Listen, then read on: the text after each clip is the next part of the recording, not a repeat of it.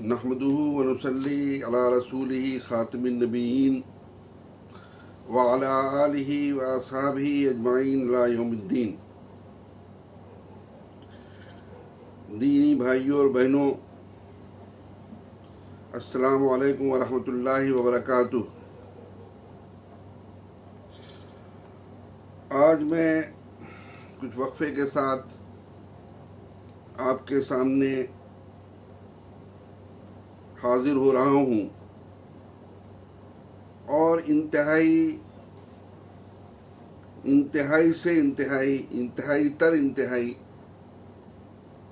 موضوع ہے جس کا عنوان ہے کیا ہم نے اللہ کی حاکمیت کو تسلیم کر لیا ہے؟ میری آپ سے گزارش ہے کہ اس کو بہت دھیان سے سنیں، نوٹ کریں چیزوں کو، اور جو چیز سمجھ میں نہ آئے اس کو سوالات کی صورت میں پوچھیں، اس لیے کہ توحید سے متعلق یہ بہت بنیادی صفت ہے حاکمیت الہ کی، جو اس وقت تقریباً نظر انداز ہو رہی ہے۔ توحید کا ایک پہلو تو جو وہ یہ ہے کہ وہ ایک اللہ ہے۔ یہ تو انسانی تاریخ میں تقریباً جو ہے کچھ معمولی فرق سے طے رہا ہے۔ البتہ توحید کی سب سے ابھری ہوئی چیز، توحید کی وہ صفت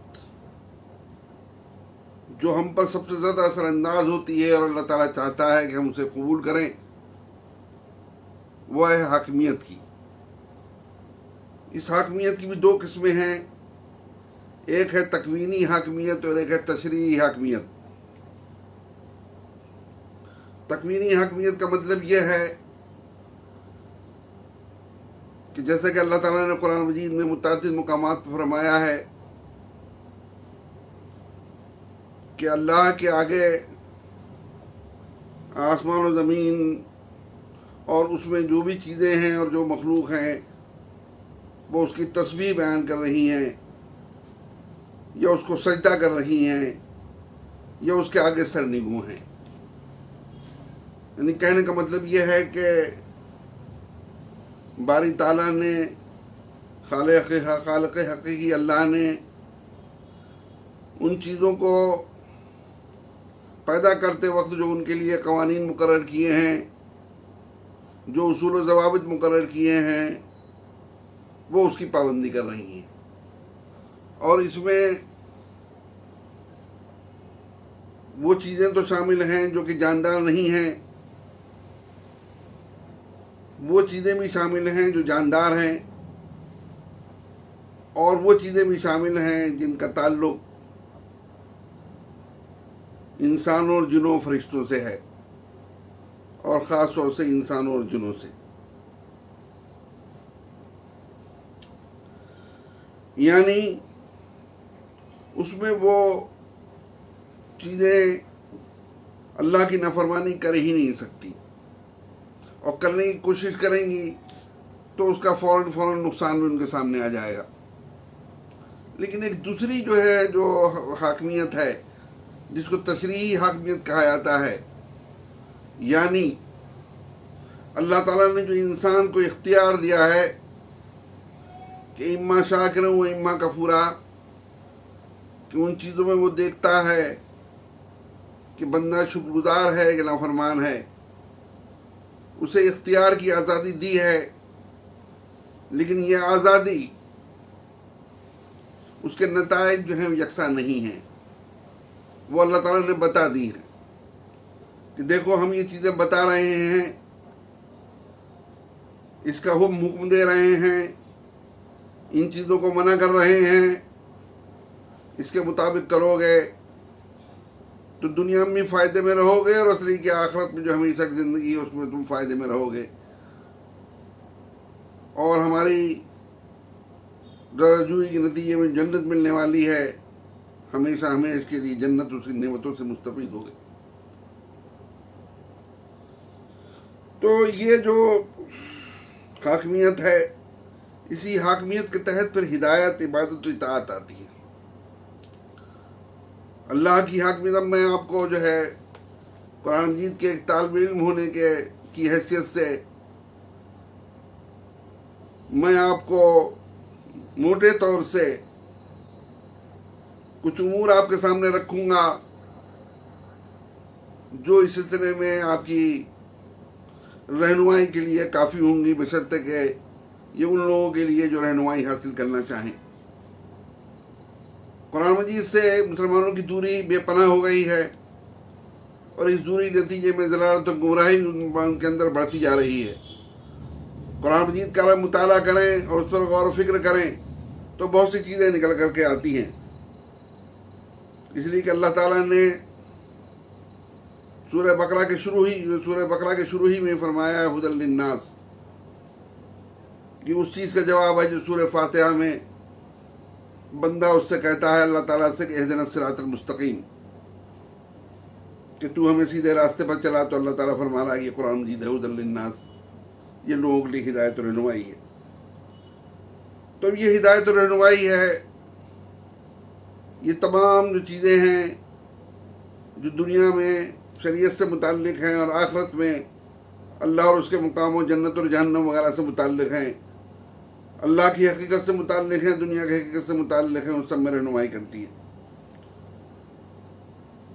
لیکن اب آپ آئیے یہاں پر، شاید بہت سے لوگوں نے یہ کبھی غور کرنے کی، سوچنے کی زحمت ہی گوارا نہ کی ہو کہ انسان کا اس دنیا میں کیا مقام ہے۔ وہ تو پیدا ہو گئے مسلمان گھرانے میں، ان کا نام رکھ دیا گیا اور وہ مسلمان کہلانے لگے۔ جس گھرانے میں نماز روزہ ہو رہا ہے وہ نماز روزہ کرتے رہے، انہیں بھی نہیں معلوم نماز روزہ ہو جو ہے اس کے کیا اثرات ہوتے۔ جہاں نہیں ہو رہے ہیں تو وہاں نہیں ہو رہے ہیں، مستی کی زندگی ہے، کھاؤ پیو اور موج بناؤ۔ دلار کے ساتھ انہیں پالا گیا، بڑے ہوئے تو تعلیم دلائی گئی، اس میں دینی تعلیم جو ہے مفقود تھی، اور اس کے بعد جو ہے پھر ان کی شادی کر دی گئی، انہوں نے بچے پیدا کیے، ہوتے ہوتے بڑھاپے کی عمر کو پہنچے اور وہ قبر میں جا سمجھ، قصہ پاک ہو گیا۔ اللہ تعالیٰ نے قرآن مجید میں متعدد جہاں فرمایا ہے کہ ہم نے تم کو جو ہے یوں ہی پیدا کیا ہے، کھلواڑ کے طور پر پیدا کیا ہے؟ ظاہر ہے کہ نہیں، اور قرآن مجید میں چیز بتائی گئی ہے۔ اب موٹے طور سے میں آپ کو بتاؤں کہ انسان کا کیا مقام اللہ تعالیٰ نے قرآن مجید میں بتایا ہے۔ ایک تو اس نے یہ مقام بتایا ہے کہ تم عبد ہو، غلام ہو، جیسے کہ اور چیزیں غلام ہیں، جیسے کہ اور مخلوقات غلام ہیں، چاہے وہ فرشتے ہوں، چاہے وہ جنات ہوں، چاہے وہ اور اشیاء ہوں، یہ سب کے سب جو ہیں وہ اللہ کی بندگی کرنے والے غلام ہیں۔ لیکن دوسری طرف جو ہے وہ اس نے یہ بھی بتایا ہے کہ انسان کی تخلیق ہے وہ اللہ تعالیٰ کا جو کائنات کا عظیم ترین الہی منصوبہ تھا اس کا ایک حصہ ہے، اور اس کو جو ہے بہت اہتمام کے ساتھ اللہ تعالیٰ نے بیان کیا ہے۔ میں آپ کو یہ بات بتا دوں کہ یہ بات جو میں آگے بیان کرنے جا رہا ہوں، جو موجودہ جو توریت ہے اور جو موجودہ جو ہے انجیل ہے، اولڈ ٹیسٹامنٹ نیو ٹیسٹامنٹ میں اس چیز کا کوئی ذکر نہیں ہے۔ یہ اللہ تعالیٰ نے انسان کے عزت و شرف کو بتانے کے لیے، اس کا مقام بتانے کے لیے اس کو بتایا ہے۔ دیکھیے اللہ تعالیٰ نے تقریباً 7 مقامات پر یہ بات بتائی ہے، کہیں اختصار کے ساتھ اور کہیں تفصیل کے ساتھ، کہ ہم نے انسان کو زمین پر خلیفہ بنایا ہے۔ یہ بات جو ہے سورہ بقرہ سورہ نمبر 2 آیت نمبر 30-39، سورہ الاعراف سورہ نمبر 7 آیت نمبر 11-27، سورہ الحجر سورہ نمبر 15 آیت نمبر 22، بنی اسرائیل سورہ نمبر 17 آیت نمبر 61 تا 65 اور 70، سورہ الکہف سورہ نمبر 18 آیت نمبر 50، سورہ طٰہٰ سورہ نمبر 20 آیت نمبر 116 تا 123، سورہ صاد سورہ نمبر 38 آیت نمبر 71 تا 85۔ تو یہ چیز کہ خلیفہ اس کو اللہ تعالیٰ نے بتایا ہے کہ جو چیف فرشتے تھے جو وہاں اللہ تعالیٰ کے بارگاہ میں ہر وقت موجود ہوتے تھے اور اللہ تعالیٰ کے احکام نیچے کے فرشتوں کو بھیجتے تھے، ان کے سامنے اللہ تعالیٰ نے اپنے اس عظیم الہی منصوبے کا تذکرہ کیا، جیسا کہ سورہ بقرہ میں آیا ہے کہ انی جاعل فی الارض خلیفہ، کہ میں زمین میں خلیفہ بنانے والا ہوں۔ اب اللہ تعالیٰ کی زبان سے جب بات خلیفہ کی نکلی تو فرشتوں کو فوراً سمجھ میں آ گیا خلیفہ کا کیا مطلب ہوتا ہے۔ خلیفہ کا مطلب یہ ہوتا ہے کہ اللہ تعالیٰ زمین میں اسے جو ہے اختیارات دے گا، اس کے کام کرنے کی جو ہے آزادی ہوگی۔ تو فرشتوں کو اشکال ہوا، اشکال یہ کہ وہ اللہ کے احکام کو کیسے جو ہے وہاں بجا لائیں گے، جبکہ انسان کو یہ اختیار دیا جائے گا تو وہ اس کا منفی جو ہے عمل بھی کرے گا۔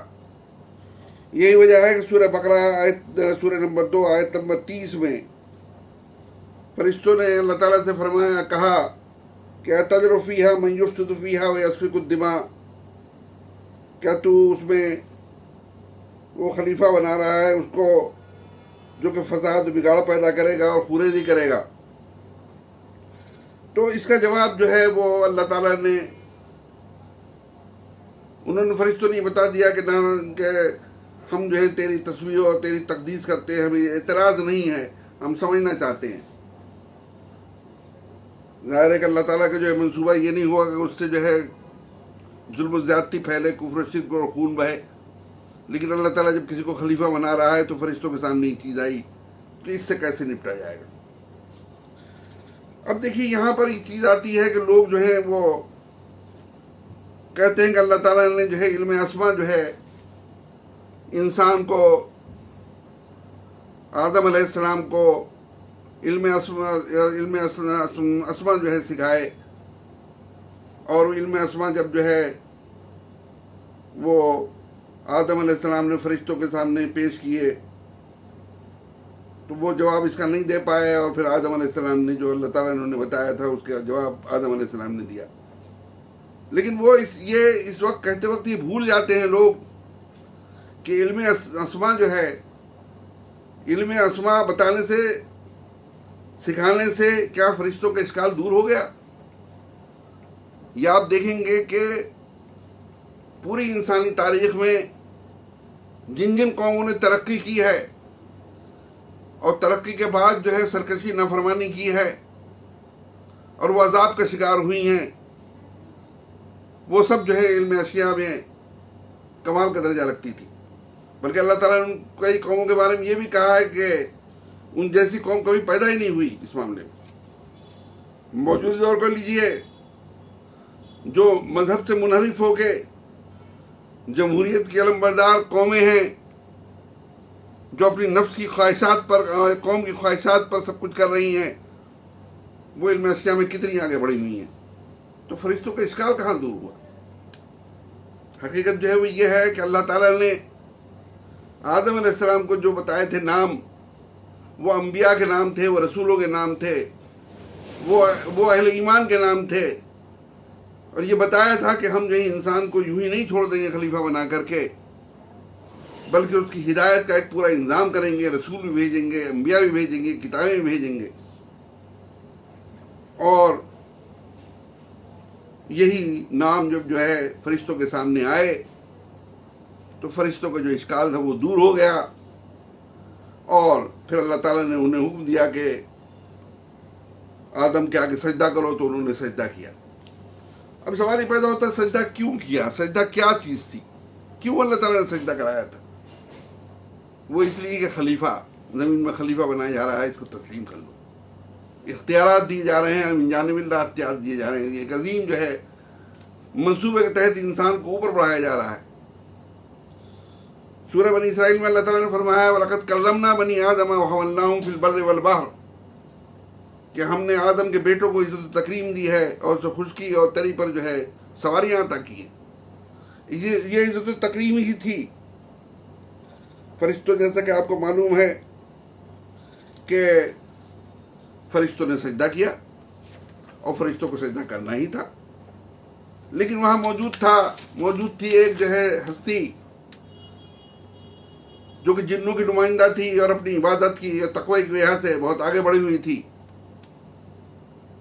وہ اللہ کی بارگاہ میں اس وجہ سے تھی کہ اللہ کی بارگاہ میں تو جو نور سے ہوتے ہیں متعلق وہ پہنچتی ہیں شخصیات، تو فرشتے جو نور کے بنے ہوئے ہیں نافرمانی ان سے نہیں ہوتی، اور جتنا آدمی جو ہے نور حاصل کرے گا عبادت کے ذریعے اطاعت کے ذریعے اتنا ہی وہ اللہ سے قریب ہوگا، تو وہاں اس کی نمائندگی تھی۔ جب اللہ تعالیٰ نے حکم دیا تھا سجدہ کرنے والوں میں تو ابلیس بھی شامل تھا اس میں، اگرچہ اس کا تعلق جنوں سے تھا لیکن وہ خوب سمجھتا تھا کہ مجھ سے بھی کہا گیا ہے۔ اس نے جو ہے سجدہ کرنے سے انکار کر دیا، اور جب اللہ تعالیٰ نے اس سے پوچھا کہ تو نے ایسا کیوں کیا، تو اس نے کہا کہ اپنے آپ کو برتر بتاتے ہوئے بتایا کہ اس عزت تکریم یا خلیفہ ہونے کا مستحق تو میں تھا، تو نے اسے کیسے بنا دیا۔ سورہ بنی اسرائیل سورہ نمبر 17 آیت نمبر 62 میں ہے۔ اور پھر اسے دوسری جگہ کھول کر کے اس نے بیان کیا کہ میں اس سے بہتر ہوں، تو نے مجھے آگ سے پیدا کیا ہے اور اسے مٹی سے پیدا کیا ہے۔ سورہ بنی اسرائیل سورہ نمبر 17 آیت نمبر 12۔ اور پھر دوسری جگہ اس نے اور واضح انداز میں کہا کہ اسجد لمن خلقت طینا، کیا تو نے جسے مٹی سے پیدا کیا ہے اسے میں سجدہ کروں؟ بنی اسرائیل سورہ نمبر 17 آیت نمبر 61۔ ظاہر ہے کہ یہ نسلی تفاخر تھا، اس نسلی تفاخر ظاہر ہے کہ آگ بھی جو ہے اللہ کی بنائی ہوئی ہے، مٹی بھی اللہ تعالیٰ کی بنائی ہوئی ہے، وہ اللہ تعالیٰ کے اختیار میں ہے، جس سے وہ جس کو بنائے اور جس کو جو ہے وہ عزت و تکریم عطا فرمائے، جس کو مرتبہ عطا فرمائے۔ تو بجائے اس کے کہ وہ اللہ تعالیٰ کا حکم مانتا، اس نے اللہ کی حاکمیت سے انکار کیا، حکم سے انکار کیا، عبادت سے انکار نہیں کیا، اس نے حاکمیت سے انکار کیا، اطاعت سے انکار کیا۔ نتیجہ کیا ہوا؟ وہ لعنت زدہ ہوا، دربار الہی سے نکالا گیا اور اسے بتا دیا گیا کہ تو جو ہے تیرا انجام جو ہے ہمیشہ ہمیشہ کے لیے جہنم کی آگ ہے، جس میں تو ہمیشہ کے لیے جلتا رہے گا۔ پھر اس نے جو ہے اللہ تعالیٰ ہی کے سامنے اس ہیکڑی کا ثبوت دیا، اتنی زیادہ سرکشی کا ثبوت دیا کہ اس نے کہا کہ یہ جو آدم کی ذریت ہے ان میں کی اکثریت کو جو ہے میں تیرے راستے سے ہٹا دوں گا، بہکاؤں گا۔ پورے منصوبے کے بارے میں اللہ تعالیٰ کو اس نے بتایا۔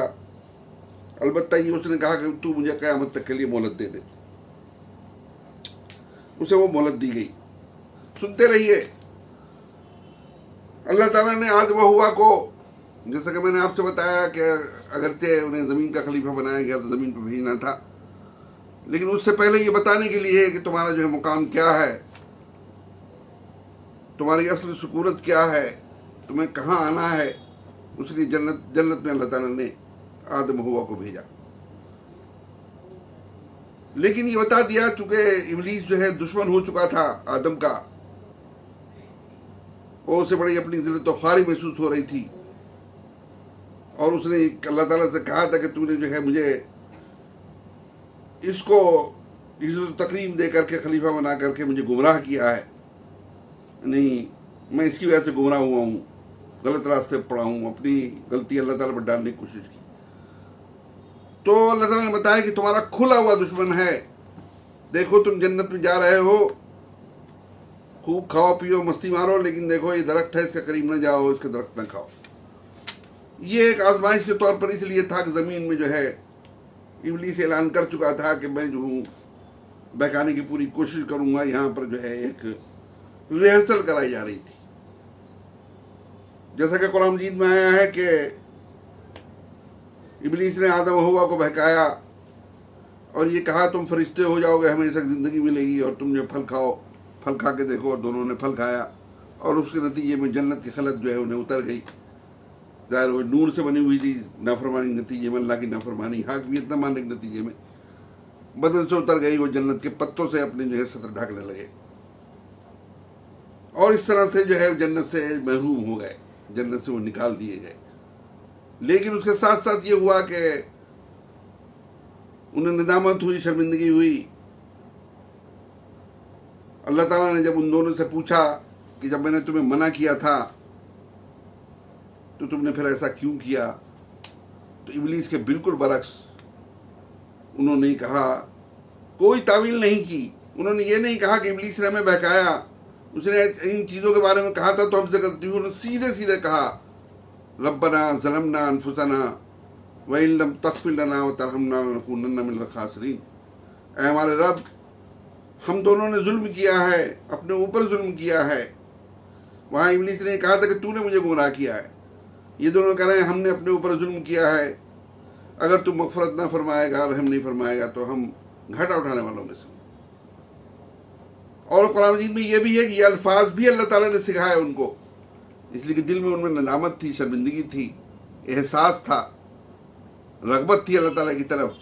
تو یہ الفاظ بھی اللہ تعالیٰ نے سکھائے اور یہ جو ہے انہوں نے جب توبہ کی تو اللہ تعالیٰ نے معاف فرمایا. اور پھر اس کے بعد اللہ تعالیٰ نے سب سے کہا کہ اہبطوا منہا جمیعا فإما یأتینکم منی ھدی فمن تبع ھدایا فلا خوف علیہم ولا ھم یحزنون والذین کفروا وکذبوا بآیاتنا اولئک اصحاب النار ھم فیہا خالدون. سورہ بقرہ سورہ نمبر 2 آیت نمبر 38-39 کہ تم سب کے سب زمین پر جاؤ. اب یہاں پر جو ہے اس میں ابلیس, ان کی ذریت بھی شامل ہے, جنات, انسان بھی شامل ہیں. سب کے بارے میں آدھا ہوا, سب کے بارے میں کہا جا رہا ہے تم سب کے سب زمین پر جاؤ. ظاہر خلیفہ ہونے کی حیثیت سے انسان کے نمائندہ وہ ہیں اور وہ باقی جو ہے ابلیس اس کی ذریت ہے. تم سب کے سب زمین پر جاؤ, جب بھی تمہارے پاس میری جانب سے ہدایت اور رہنمائی آئے تو جو اس کی ہدایت اور رہنمائی کی پیروی کرے گا تو ان کو نہ کسی قسم کا خوف ہوگا, نہ وہ غمگین ہوں گے. البتہ وہ لوگ کہ جنہوں نافرمان ہوں گے اور ہمارے احکام اور آیات کو جھٹلائیں گے تو وہ جہنمی ہوں گے جس میں وہ ہمیشہ رہیں گے. تو یہ اللہ تعالیٰ نے بتا دیا. حاکمیت اللہ تعالیٰ کی تسلیم کرو گے, حاکمیت تسلیم کرنے کے نتیجے میں ظاہر ہے حاکمی جو بڑا ہوتا ہے, بادشاہ ہوتا ہے, حاکم ہوتا ہے, وہی جو ہے احکام دیتا ہے, وہی بتاتا ہے کیا کرنا ہے کیا نہیں کرنا ہے. نہیں تو کیوں آدمی جو ہے کسی کی مانے گا. تو جو ایسا کرے گا تو اسے قرآن مجید کی روح سے یہاں پر دنیا میں زندگی میں بھی فرشتے اس کے اوپر طمانینت سکونت جو ہے طاری کرتے ہیں, لیکن اصل جو ہے قیامت کا معاملہ ہوتا ہے. نہ اسے وہاں پر جو ہے کسی قسم کا خوف ہوگا اور نہ کسی قسم کا غم ہوگا. اس کے برعکس جنہوں نے اس کے برخلاف کیا ہوگا اس کے بارے میں اللہ تعالیٰ نے فرمایا کہ یہ لوگ جہنمی ہیں جس میں وہ ہمیشہ رہیں گے. یہ اللہ تعالیٰ نے جو ہے خلافت دینے کے بعد, اہم ذمہ داری دینے کے بعد اللہ تعالیٰ نے یہ بات اعلان بتا دی کہ یہ دنیا میں تو جاتے رہے ہو, لیکن اس کے ساتھ ساتھ ہم ہدایت کا انتظام کریں گے. جیسا کہ آپ کو معلوم ہے کہ انبیاء اور رسول جو ہے بھیجے گئے جن کا سلسلہ محمد صلی اللہ علیہ وسلم پر ختم ہو گیا, ان کے ساتھ کتابیں بھیجی گئیں جن کا سلسلہ قرآن مجید پر ختم ہو گیا. اور اس کے ذریعے اللہ تعالیٰ نے مسلسل جو ہے انسان کی ہدایت کا انتظام کیا. اب آپ یہ دیکھیے کہ خلافت کو متعین کرنے کے لیے کہ خلافت جو ہے کیا چیز تھی, تاکہ جو علماء زر ہیں, علماء حکومت ہیں, ان کے کہنے سے آپ جو ہیں کنفیوز نہ ہوں, نہ میرے کہنے سے کوئی بات مانے. آپ تو قرآن مجید دیکھیں, قرآن مجید کیا کہہ رہا ہے. خلافت کا آپ ترجمہ کیا کرتے ہیں کیا نہیں کرتے وہ ایک علیحدہ چیز ہے، لیکن یہ دیکھیے کہ خلافت کے نتیجے میں کیا چیزیں مل رہی ہیں۔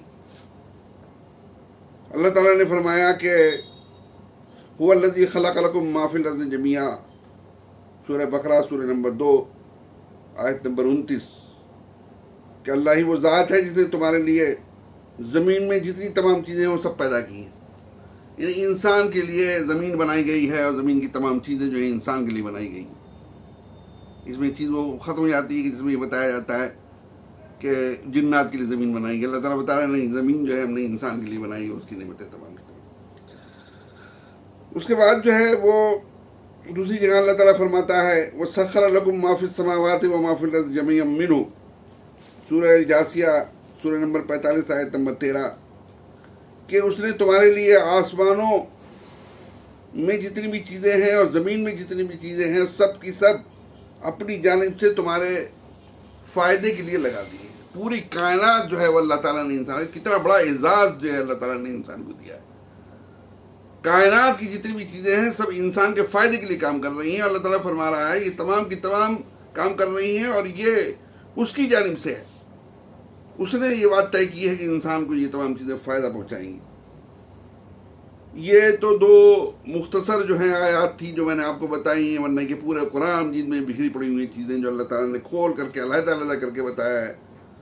کہ یہ آسمان، یہ زمین، یہ سورج، یہ چاند، یہ 7 ستارے، یہ پہاڑ، یہ درخت، یہ دریا، یہ چشمے، سمندر اور اس کے اندر کی چیزیں، یہ اناج، یہ پھل، یہ باغات وغیرہ سارے کے سارے اللہ تعالیٰ نے انسان کے لیے بنائے۔ اب آئیے خلیفہ ہونے کی حیثیت سے انسان معمولی مخلوق نہیں ہے، انسان VVIP سے، موسٹ امپورٹنٹ پرسن سے اس کا شمار ہوتا ہے، مخلوقات میں اس کا شمار ہوتا ہے۔ کیسے؟ اللہ تعالیٰ فرما رہا ہے، خود اللہ تعالیٰ فرما رہا ہے ما یلفظ من قول الا لدیہ رقیب عتید، سورہ قاف سورہ نمبر 50 آیت نمبر 18، کہ جو بھی بات انسان کے منہ سے نکلتی ہے ایک مستعد نگراں ہوتا ہے جو فوراً اس کو جو ہے نوٹ کر لیتا ہے۔ دیکھیے کیا ہوتا ہے، آپ دیکھیے موجودہ دور میں ہم انسانوں میں سے بھی جب کسی کی کوئی پوزیشن ہوتی ہے، مرتبہ ہوتا ہے، صدر ہوتا ہے، وزیر اعظم ہوتا ہے، نائب وزیر اعظم ہوتا ہے، گورنر ہوتا ہے، چیف منسٹر ہوتا ہے، جب یہ لوگ کہیں جاتے ہیں جو بول رہے ہوتے ہیں تو لوگ لکھنے والے لکھ رہے ہوتے ہیں، اس سے ان کی پالیسی کا پتہ چل رہا ہوتا ہے، ان کے منصوبوں کو پتہ چل رہا ہوتا ہے، ایک ایک چیز جو نوٹ کی جا رہی ہوتی۔ تو یہاں پر اللہ تعالیٰ نے بتایا کہ انسان کی کیا اہمیت ہے اور کیا عظمت ہے۔ دوسری جگہ اللہ تعالیٰ نے فرمایا وَإِنَّ عَلَيْكُمْ لَحَافِظِينَ کِرَامًا کاتبین یعلمون ما تفعلون، سورہ انفطار سورہ نمبر 82 آیت نمبر 10 و 12، کہ تمہارے اوپر نگراں مقرر ہیں جو کہ انتہائی معزز و مکرم ہیں، لکھ رہے ہیں اور جو کچھ بھی تم کر رہے ہو اس سے وہ واقف ہیں۔ یہ ان کی نگرانی ہو رہی ہے، چیزیں ہو رہی ہیں ان کے بارے میں۔ ایک دیکھیے آپ جو ہے ہندوستان کے بارے میں تو میں نہیں کہتا، لیکن امریکہ وغیرہ میں یہ ہوتا ہے کہ پریسیڈنٹ جو ہوتا ہے اس کی ایک ایک چیز نوٹ کی جا رہی ہوتی ہے، وہ کہاں گیا ہے، کیا کھایا ہے، کیسے بیٹھا ہے، کس سے ملا ہے، کیسے ہنسا ہے، وہ ساری چیز جو ہے ریکارڈ کے طور پر جو ہے کی جاتی ہے۔ یہاں اللہ تعالیٰ جو ہے وہ ہر انسان کے بارے میں بتا رہا ہے کہ اس نے خلیفہ کی حیثیت دی ہے تو اس کے ساتھ جو ہے وہ اللہ تعالیٰ یہ معاملہ کر رہا ہے۔ دوسری جگہ اللہ تعالیٰ فرماتا ہے لَهُ مُعَقِّبَاتٌ مِّن بَيْنِ يَدَيْهِ وَمِنْ خَلْفِهِ يَحْفَظُونَهُ مِنْ أَمْرِ اللَّهِ، کہ انسان کے لیے اس کے آگے پیچھے سے باری باری آنے والے پہرے دار مقرر کیے گئے ہیں جو اللہ کے حکم سے اس کی حفاظت کر رہے ہوتے ہیں۔ یہ باڈی گارڈس ہیں۔ آپ کو معلوم ہے کہ جو اہم شخصیات ہوتی ہیں ان کے باڈی گارڈس ہوتے ہیں ہندوستان اس دنیا میں، اور جب سے جو ہے غیر حفاظتی معاملات چلے ہیں تو اس میں باڈی گارڈس بہت زیادہ ہونے لگے ہیں اور زیادہ تدابیر اختیار کی جا رہی ہیں۔ یہاں اللہ تعالیٰ بتا رہا ہر انسان کے ساتھ ہم یہ معاملہ کرتے ہیں، اور یہ جو پہرے دار ہوتے ہیں ان کی باریاں لگی ہوتی ہیں، وہ مستقل ایک پہرے دار نہیں ہوتے ہیں، بدلتے بدلتے پہرے دار ہوتے ہیں، اور وہ آگے پیچھے اور سب چاروں طرف سے اس کی پہرے داری کر رہے ہوتے ہیں۔ یہ میں نے آپ کو بتایا کہ یہ ہے خلیفہ، یہ ہے انسان۔ اب یہ ہے کہ انسان اللہ تعالیٰ نے جو اسے خلیفہ بنایا ہے اس منصب پر وہ باقی رہے. جیسے میں نے آپ کو بتایا کہ اس کے لیے ہدایت کا، رسولوں کا، انبیاء کا، کتابوں کا انتظام فرمایا، اور یہ کہ وہ شیطان کا خلیفہ نہ بننے پائے. اور جیسا کہ فرشتوں نے اندیشہ کا اظہار کیا تھا کہ وہ بگاڑ و فساد پھیلائے گا اور جو خوریزی کرے گا وہ نہ کرے، اس کے لیے اللہ تعالیٰ نے جیسا کہ میں نے ابھی بتایا رسول اور انبیاء کا انتظام کیا. پہلا انسان آیا وہ بھی رسول و نبی تھا، اور پھر جو اللہ تعالیٰ نے فرمایا کہ ہم نے ہر قوم میں اس کی زبان میں رسول و نبی بھیجا. کتاب بھی جو بھیجی اللہ تعالیٰ نے وہ بھی اسی قوم کی زبان میں بھیجی، جس کا سلسلہ محمد صلی اللہ علیہ وسلم پر اور قرآن مجید پر آ کر ختم ہو جاتا ہے. پھر یہ جو چیز ہے جو اللہ تعالیٰ نے انسان کو عطا کی ہے، اللہ تعالیٰ نے عظیم جو ذمہ داری دی ہے، عظیم جو نعمت دی ہے، اس کی بجاوری اگر انسان کرتا ہے اللہ کی حاکمیت تسلیم کر کے، اب ظاہر ہے کہ یہ جو ایمبیسڈر جو رسول جو ہوتے ہیں، سفیر، رسول، ایمبیسڈر، نبی، یہ کن لوگوں کے پاس بھیجے جاتے ہیں؟ ان کے پاس بھیجے جاتے ہیں جن کا ایک مقام ہوتا ہے، جن کو حیثیت دی گئی ہوتی ہے. ان کا سب سے بڑا باس حاکم اعلیٰ وہ ان کو بتانے کے لیے کہ یہاں یہ چیزیں کرنی ہیں، یہ چیزیں نہیں کرنی ہیں. اس میں یہ بات وضاحت کے ساتھ بتائی گئی، اور ہر کتاب میں بتائی گئی، ہر رسول نے بتائی، ہر نبی نے بتائی کہ اگر تم تابعداری کرو گے، اللہ کی حاکمیت تسلیم کرو گے، تو دنیا میں تمہارے لیے بھلائی ہے اور آخرت میں تو بھلائی ہی بھلائی ہے. جنت کی نعمتیں بتائی گئیں، ہمیشہ کی زندگی بتائی گئی، اور بتایا گیا یہ وہ نعمت ہے جو چھیننے والی نہیں ہے، آدمی وہاں سے ٹلنے والا نہیں ہے، کبھی بھی وہ نہیں چاہے گا. جنت کی جو نعمتیں بتائی گئی ہیں قرآن و حدیث میں، اس کی میں صرف ایک مثال بیان کروں گا، بلکہ دو مثالیں. ایک مثال تو یہ جو کہ قرآن و حدیث میں بیان کی گئی ہے کہ جنت میں وہ نعمتیں تو ہوں گی جو اس دنیا میں ہیں، اپنی وافر مقدار میں، اپنے مزے کے ساتھ اور اپنی مقدار کے ساتھ اور آسانی کے ساتھ حاصل ہونے والی، لیکن وہاں پر ایسی چیزیں اور ایسی نعمتیں بھی ہوں گی جو نہ کسی آنکھ نے، یعنی کسی انسانی آنکھ نے شروع سے لے کر قیامت تک کسی آنکھ نے دیکھی، نہ کسی کان نے سنی، نہ کسی دل میں ان کا خیال آیا. ایک تو یہ. ایک دوسری حدیث ہے کہ جس میں اللہ تعالیٰ جنتیوں سے مخاطب ہو کے فرمائے گا کہ کیا تم خوش ہو، تمہیں چیزیں مل گئیں؟ تو یہ کہیں گے ہاں ہم راضی ہیں تیری نعمتوں سے، ہم بہت خوش ہیں، کچھ اور نہیں ہمیں کچھ اور نہیں، بہت ہے، یہ ہمارے لیے بہت ہے. اب کے مطلب وہ اپنی دانش میں یہی کہ اس سے زیادہ کیا ہو سکتا ہے. لیکن اگلا دن جو ہوگا وہ بالکل برعکس ہوگا، بالکل برعکس ہوگا. اسی طرح سے اگلے روز اللہ تعالیٰ ہر روز ہی پوچھے گا، اگلے روز بالکل برعکس چیز ہوگی.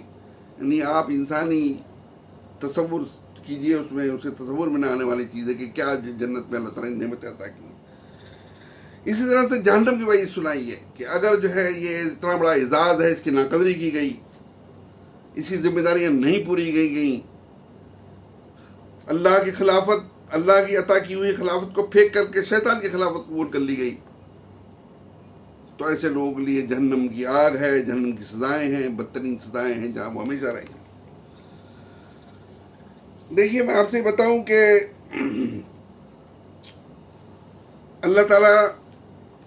کفر و شرک کو تو برداشت کر لیتا ہے، لیکن یہ کفر و شرک جب ظلم میں، فساد میں، بگاڑ میں تبدیل ہوتا ہے تو اللہ تعالیٰ اسے پسند نہیں کرتا، اسے برداشت نہیں کرتا. وہ قوموں پر پھر انبیاء اور رسول بھیجے جاتے ہیں، وہ سمجھاتے ہیں. قوم باز آ گئی تو فبہا، ٹھیک ہے، اگر نہیں تو پھر تو ان پر عذاب آتا ہے. اور یہ عذاب کے بارے میں شاید ہم اتنا عذاب کے لفظ سنتے ہیں کہ غور نہیں کرتے. یہ عذاب انہیں لوگوں پر نہیں آتا جو کہ سرخیل ہوتے ہیں، اڑیل ہوتے ہیں، سردار ہوتے ہیں، بلکہ اس بستی کی ہر چیز کو اپنے لپیٹ میں لیتا ہے. شیرخوار بچہ بھی زد میں آتا ہے، جانور بھی زد میں آتے ہیں، تمام چیزیں زد میں آتی ہیں، یہاں تک کہ وہ زمین بالکل ہی ناقابل کاشت ہو جاتی ہے، بالکل ہی رویدگی سے بالکل خالی ہو جاتی ہے، قیامت تک اس کو کچھ بھی نہیں ہو سکتا، منحوست اس کے اوپر اللہ کا عذاب طاری رہتا ہے قیامت تک۔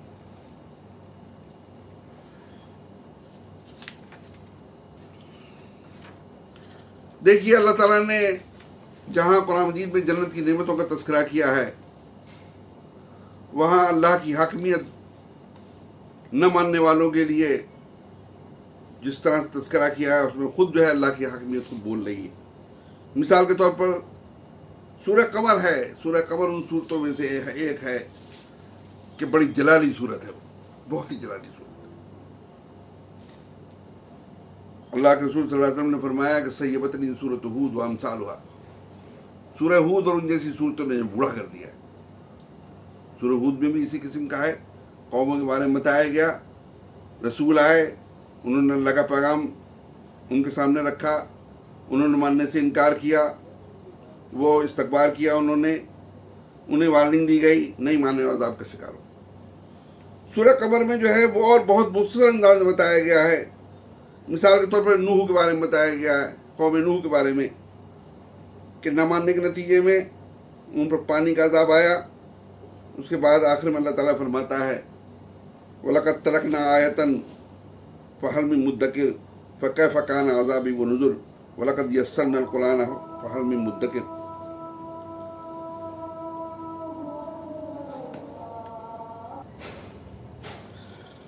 اللہ تعالیٰ فرماتا ہے کہ یقینی طور سے ہم نے یہ قوم نوح اور ان کے معاملات کو ایک نشانی بنا کے چھوڑا، تو کیا کوئی ہے جو یاد دہانی حاصل کرے؟ تو دیکھو کیسا تھا میرا عذاب اور کیسے تھے میرے ڈراوے، اور ہم نے قرآن کو آسان کیا ہے، تو ہے کوئی یاد دہانی حاصل کرنے والا؟ سورہ القمر سورہ نمبر 54 آیت نمبر 15 تا 17۔ قوم عاد کے بارے میں بھی اللہ تعالیٰ نے آخر میں بتایا کہ ان کی سرکشی نافرمانی کے نتیجے میں، اللہ کی حاکمیت مسترد کرنے کے نتیجے میں ان پر ہواؤں کا عذاب بھیجا گیا، اور پھر آخر میں اللہ تعالیٰ نے فرمایا وہی اوپر فَكَيْفَ كَانَ عَذَابِي وَنُذُرِ وَلَقَدْ يَسَّرْنَا الْقُرْآنَ لِلذِّكْرِ فَهَلْ مِن مُدَّكِرٍ، سورہ القمر سورہ نمبر 54 آیت نمبر 21 تا 22، کہ دیکھو میرا کیسا تھا میرا عذاب اور کیسے تھے میرے ڈراوے۔ یعنی یقینی طور سے ہم نے قرآن کو یاد دہانی کے لیے آسان بنایا ہے، تو ہے کوئی یاد دہانی حاصل کرنے والا؟ اسی طرح سے قوم سمود کے بارے میں اللہ تعالیٰ نے بتایا کہ اللہ کی حاکمیت کو چیلنج کرنے کے نتیجے میں جب ان کی نافرمانی سرکشی حد سے بڑھی، تو ایک زبردست چیخ کا عذاب ان کے اوپر جو ہے آیا، اور وہ سب ڈھیر ہو کے رہ گئے۔ اس کے بعد اللہ تعالیٰ نے آخر میں فرمایا فَكَيْفَ كَانَ عَذَابِي وَنُذُرِ، کہ سورہ القمر آیت نمبر 54 سورہ نمبر 54 آیت نمبر 30، کہ دیکھو کیسا تھا میرا عذاب اور کیسے تھے میرے ڈراوے۔ اور پھر آگے فرمایا وَلَقَدْ يَسَّرْنَا الْقُرْآنَ لِلذِّكْرِ فَهَلْ مِن مُدَّكِرٍ، سورہ القمر سورہ نمبر 54 آیت نمبر 22 آیت نمبر 32، کہ ہم نے قرآن کو آسان بنایا ہے یاد دہانی کے لیے، تو ہے کوئی یاد دہانی حاصل کرنے والا؟ اسی طرح سے قوم لوط کے بارے میں یہ بتایا کہ جب ان کی سرکشی اور نافرمانی اور ان کی جمہوریت حد سے آگے بڑھی اور اللہ کی حاکمیت کو چیلنج کرنے لگی، اور نبی کے منع کرنے کے باوجود وہ نہیں باز آئے، تو ان پر زلزلہ آیا اور پتھروں کی بارش ہوئی۔ تو اللہ تعالیٰ نے آخر میں فرمایا فَكَيْفَ كَانَ عَذَابِي وَنُذُرِ وَلَقَدْ يَسَّرْنَا الْقُرْآنَ لِلذِّكْرِ فَهَلْ مِن مُدَّكِرٍ، تو دیکھو کیسا تھا میرا عذاب اور کیسے تھے میرے ڈراوے، اور یقینی طور سے ہم نے قرآن کو یاد دہانی کے لیے آسان بنایا ہے، تو ہے کوئی یاد دہانی حاصل کرنے والا؟ یہ سورہ القمر سورہ نمبر 54 آیت نمبر 39 تا 40۔ دیکھیے اللہ تعالیٰ کی حاکمیت پورے طور سے، یہ حاکمی ہوتا ہے جو حکم بھیجتا ہے، حکم پر جو عمل کر رہے ہوتے ہیں انہیں انعامات دیتا ہے، مصیبتوں سے بچاتا ہے، اور جو لوگ نافرمان اور سرکش ہوتے ہیں انہیں وہ سزا دیتا ہے۔ یہ اللہ تعالیٰ کی حاکمیت ہی ہے کہ وہ آخرت سے پہلے بہت سی قوموں کو اس نے جو ہے عذاب دیا ہے، سزا دی ہے، اور اس کو قرآن مجید میں جو ہے بار بار بتایا ہے، متعدد جگہ پر بتایا ہے، کہیں اختصار کے ساتھ بتایا ہے، کہیں پر جو ہے تفصیل کے ساتھ بتایا ہے۔ یہ اس لیے بتایا ہے تاکہ وہ لوگ خاص طور سے جو اس پر ایمان لانے والے ہیں وہ اس کے مطابق اللہ کی حاکمیت کو تسلیم کریں، اور جو اس نے شریعت بھیجی ہے اس پر عمل کریں۔ اس نے اپنی حاکمیت بتانے کے لیے انسان کے سامنے یہ بات بتائی ہے کہ الا لہ الخلق والامر، سورہ الاعراف سورہ نمبر 7 آیت نمبر 54، کہ خبردار رہو، سنو، تخلیق کرنا بھی اس کا کام ہے اور حکم دینا بھی اس کا کام ہے۔ ظاہر ہے اس نے تخلیق کیا ہے، اس میں کوئی شریک نہیں ہے، اس میں کوئی اس کا جو ہے ساتھی نہیں ہے، کوئی مشورہ دینے والا نہیں ہے، بے مثال ہے۔ ظاہر ہے کہ اسی کا کام ہے کہ وہ جو ہے وہ یہ بتائے گا اسے کہ اسے کام کس طرح سے کرنا ہے۔ دوسری یہاں پر جو اس کو اور کھول کر کے اللہ تعالیٰ نے بتایا ہے کہ ان الحکم الا للہ امر اللہ تعبدوا الا ایاہ ذالک الدین القیم ولکن اکثر الناس لا یعلمون، سورہ یوسف سورہ نمبر 12 آیت نمبر 40۔ فیصلہ اور حکم تو صرف اللہ ہی کے لیے ہے۔ اس نے یہ حکم دیا ہے کہ تم لوگ اس کے علاوہ کسی کی بندگی نہ کرو، یہی سیدھا اور پختہ اور محکم دین ہے، لیکن انسانوں کی اکثریت اس سے لا علم ہے۔ اب جو ہے آپ دیکھیے کہ یہ جن قوموں کے بارے میں اور جن انبیاء کے بارے میں اوپر بتایا گیا کہ ان قوموں میں بھیجے گئے جو نوح اور لوط اور عاد اور سمود وغیرہ، سورہ الاعراف میں اور سورہ ہود میں اور سورہ المؤمنون میں اللہ تعالیٰ نے یہ بتایا ہے کہ کیا پیغام انہوں نے اپنی قوم کے سامنے دیا ہے۔ کوئی لمبی چوڑی تحریر نہیں بتائی، کوئی لمبی چوڑی جو ہے تقریر نہیں کی، کوئی لمبا چوڑا بیان لے کر کے نہیں آئے۔ وہ بالکل یکساں جو سورہ الاعراف میں ہے وہی سورہ ہود میں ہے، وہی سورہ المؤمنون میں۔ یا قوم اعبدوا اللہ ما لکم من الہ غیرہ، اے میری قوم بندگی کرو اللہ کی کہ کوئی نہیں حاکم سوائے اس کے۔ یہ حاکم کا لفظ جو ہے، جیسا کہ میں نے اس سے پہلے بھی تقریباً بتایا، یہ شیخ عبد القادر دہلوی رحمۃ اللہ علیہ کا ترجمہ قرآن موضح قرآن، جس کے بارے میں سب کا جو ہے متفق علیہ یہ فیصلہ ہے کہ ان کا ترجمہ قرآن کے الفاظ سے قریب تر اور بہترین ترجمہ ہے، کہ ان کا ترجمہ دیا ہے میں نے، کہیں کوئی لوگ یہ نہ کہیں کہ بھئی میں نے اپنی طور سے کر دیا۔ یہاں بتایا گیا ہے بندگی اللہ ہی کرنی ہے، کوئی اور حاکم ہے ہی نہیں کہ تم کسی اور کی بندگی کرو، کسی اور کی بات مانو، کسی اور کا قانون مانو جو اس کے خلاف ہو۔ تیسری جگہ جو ہے وہ یہ ہے کہ اس کو اور وضاحت کے ساتھ بتایا گیا ہے کہ من لم یحکم بما انزل اللہ فاولئک هم الکافرون، سورہ المائدہ سورہ نمبر 5 آیت نمبر 44، کہ جو اللہ تعالیٰ کی طرف سے جو چیز اتاری گئی ہے وہی ہے شریعت، جو اس کے مطابق فیصلہ نہ کریں وہ لوگ کافر ہیں۔ دوسری جگہ فرمایا گیا من لم یحکم بما انزل اللہ فاولئک هم الظالمون،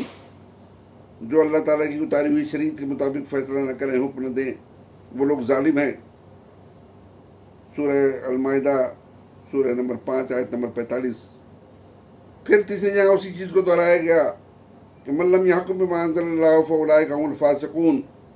سورہ المائدہ سورہ نمبر 5 آیت نمبر 47،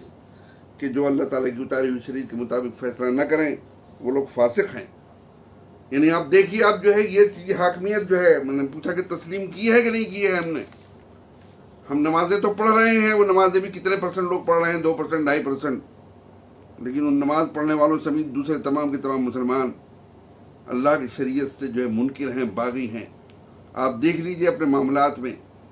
آپ اپنے معاملات میں، ذاتی معاملات میں دیکھیے، خاندانی معاملات میں دیکھیے، شادی بیاہ میں دیکھیے، کاروباری معاملات میں دیکھیے،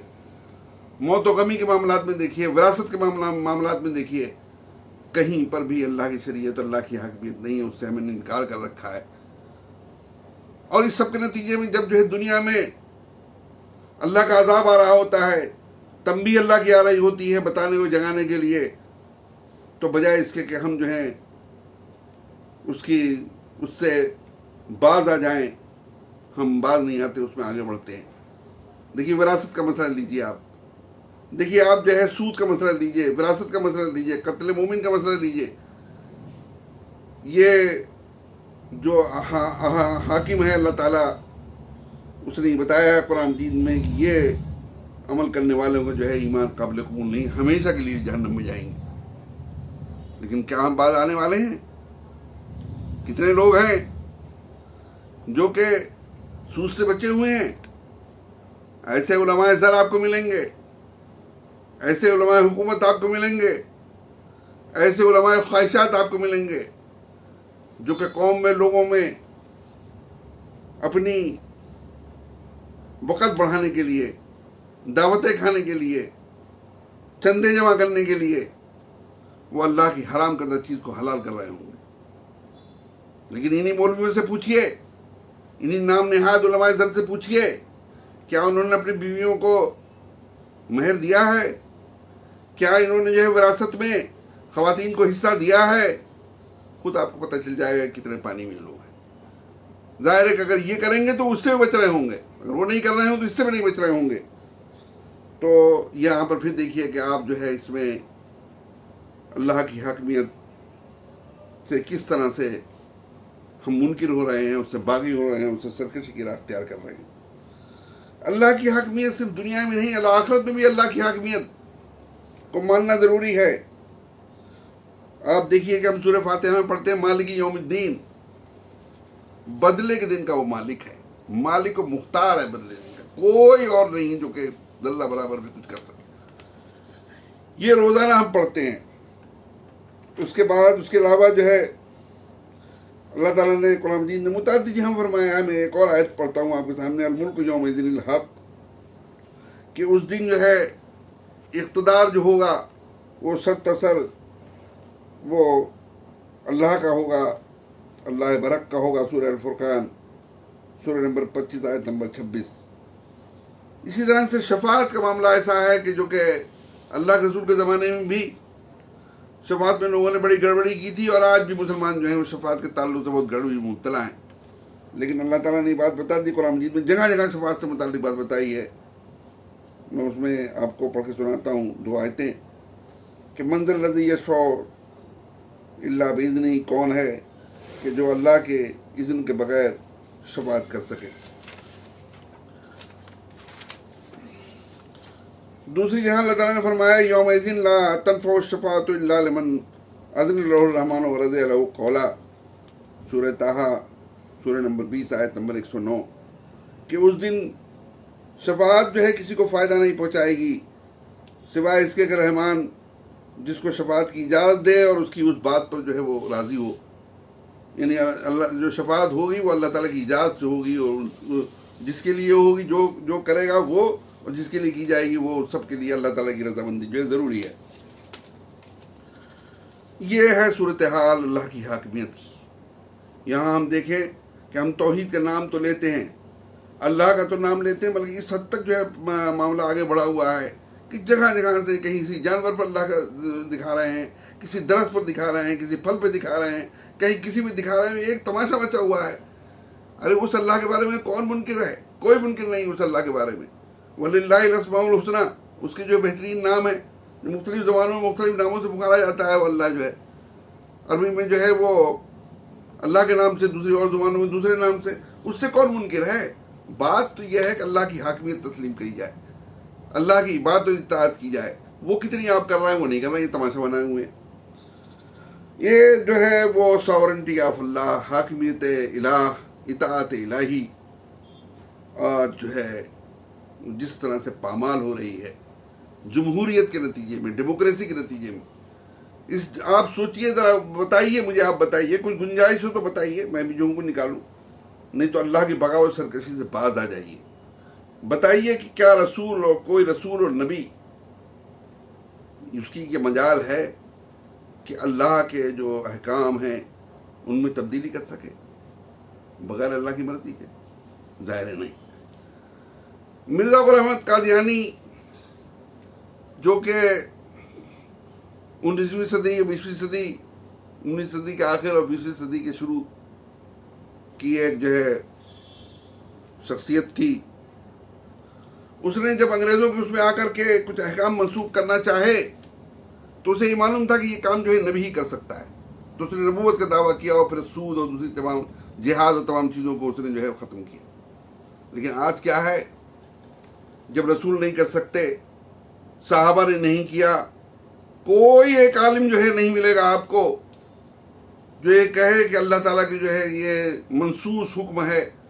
اور اس میں کوئی استثناء نہیں ہے، لیکن اس میں جو ہے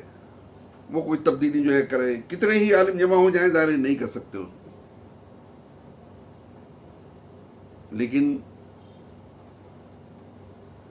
کیا بتائیے، کوئی ایسی انجمن، کوئی ایسی کونسل، کوئی ایسی مجلس، کوئی ایسی اسمبلی، کوئی ایسی پارلیمنٹ جہاں کا بنیاد جو ہے بنیادی یہی ہو کہ آپ جہاں کے جو ہے جو لوگ بھی یہاں پر آئے ہیں وہ اور جتنے بھی لوگوں نے بھیجا ہے ان کو یہاں پر ممبر بنا کر کے ووٹ دے کر کے، وہ سب ساورن ہیں، حاکم ہیں، وہ لوگ جو ہیں وہ لیجسلیٹر ہیں، شارع ہیں، قانون ساز ہیں، جبکہ آپ کو معلوم ہے کہ دونوں چیزیں جو ہیں رسولوں کی بھی نہیں ہیں، یہ صرف اللہ تعالیٰ کی لیے۔ ان الحکم الا للہ، حاکمیت صرف اللہ کی ہے، اس نے یہ حکم دیا ہے، قانون یہ بتایا ہے۔ یہ جو ہے تمام بتائیے کہ کیا کسی مجلس میں، ایسی مجلس کے لیے جائز ہے، اس میں شریک ہونا جائز ہے، اس میں حصہ لینا جائز ہے، ان لوگوں کو یہ کرنا جائز ہے، اس طرح سے وہاں پر پہنچنا جائز ہے؟ یہ تو سراسر اللہ کی حاکمیت اور سرکشی، اللہ کی حاکمیت کے مقابلے میں اپنی سرکشی اور اپنی حاکمیت کا اظہار ہے۔ آپ دیکھیے کہ جو اس وقت جو پوری دنیا میں عذاب آیا ہوا ہے، یہ عذاب جو ہے اسی اس میں ہے کہ جمہوریت نے کیا کیا تھا۔ اس وقت جو ہے پوری دنیا میں تقریباً 2/3 سے زیادہ جو ممالک، ان کی یہاں ہم جنسی غلام بازی جو ہے وہ قانون کا درجہ اختیار کر گئی ہے، اور وہ مرد اور عورتیں شادی کر سکتے ہیں۔ کیا کسی نے نہیں پڑھا کہ لوط علیہ السلام کی کیا معاملہ ہوا قوم کے ساتھ؟ قوم لوط جو ہے اس پر عذاب جو ہے بدترین عذابوں میں سے تھا۔ یہ بتائیے کہ بدکاری کو فروغ دینے کے لیے یہ قانون جو ہے ہندوستانی میں دوسری جگہوں پر بھی ہے کہ رضامندی کے ساتھ جو ہے شادی شدہ لوگ کر سکتے ہیں ایک دوسرے سے استفادہ۔ کیا یہ بغاوت و سرکشی نہیں ہے؟ سودی نظام اس وقت پوری دنیا میں چھایا ہوا ہے۔ 57-58 کے قریب جو ہے مسلمان ممالک ہیں، وہ ایسے ممالک ہیں جن کی روز کی ان کی آمدنی جو ہے $1 ٹریلین میں ہوتی ہے، اور وہ چاہیں تو جناب جو ہے پوری بڑی اپنی رقمیں جو ہیں امریکہ اور یورپ کے بینکوں سے نکالنے تو ان کی معیشت جو ہے بیٹھ جائے۔ وہ عیاشیوں میں تو ماہر ہیں،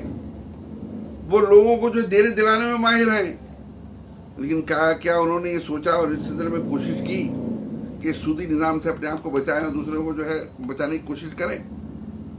اس کے برعکس یہ ہوا کہ وہ سودی جو پیسہ جو ان کو ملتا ہے بینکوں سے، وہ اسلام و مسلمانوں کی فلاح و بہبود کے نام پر ڈھکیل دیتے ہیں، اور انجمنوں اور مسلمان جماعتوں میں ظاہر ہے کہ وہ غلاظت جو ہے، وہ نحوست جو ہے، وہ اللہ کی نافرمانی سرکشی جہاں بھی پہنچے گی اس کے لیے کبھی بھی جو ہے خیر نہیں اس میں ہوگا۔ یہی وجہ ہے کہ آپ دیکھیے کہ جتنی بھی اسلامی جماعتیں ہیں، تنظیمیں ہیں، ایک عرصے سے وہ کام کر رہی ہیں، کوئی اس کا حاصل نہیں نکلا ہے۔ وہ تھوڑا سا بڑھتی ہوں گاجر مولی کی طرح سے انہیں کاٹ دیا تھا۔ وجہ یہی ہے کہ وہ ناپاک پیسہ جو ہے وہ نحوست میں تبدیل ہو چکا ہے۔ جہاد کے نام پر جو فساد فی الارض پھیل رہا ہے وہ بھی سود کے نتیجے میں، سود اس میں شامل ہے۔ تو یہ جو کرونا جو ہے ہوا ہے، اس کرونا نے جمہوریت کی جو ہے پاس کر کے رکھ دیا ہے۔ یہاں یہ تھا کہ ہم سب متحد ہو کر کے، مل جل کر کے، یکجا ہو کر کے جو چاہیں سو کریں گے۔ یہاں تو جس نے اللہ تعالیٰ نے جو ہے عبادت گاہوں کو خالی کرا دیا، مساجد کو خالی کرا دیا، ہاتھ ملانے تک سے روک دیا، گلے ملنا تو بات کہ ہاتھ ملانے تک سے روک دیا، چند لوگوں کو جمع کرنے سے بھی روک دیا۔ اس میں بھی جو ہے خطرہ ہے کہ ہو سکتا ہے کہ اس میں بھی ہو جائے۔ اللہ تعالیٰ نے جمہوریت کے ذریعے، اور ابھی جو ہے یہ عذاب جو ہے، اس عذاب کو لوگ سمجھ نہیں پا رہے ہیں۔ مسلمان اس کو جو ہے کھیل سمجھ رہے ہیں، اسے مذاق سمجھ رہے ہیں، اسے جو ہے، حالانکہ یہ تعزیر ہے اللہ تعالیٰ کی جانب سے، عذاب ہے، یہ تنبیہ ہے۔ ہوش میں آ گئے تو ہوش میں من نہیں کہ اس سے زیادہ برے حالات جو ہے پیش آ سکتے ہیں۔ تو یہ ہمارے لیے جو ہے ایک غور و فکر کا مقام ہے کہ آیا توحید جو اسلام میں اصل و رسول ہے،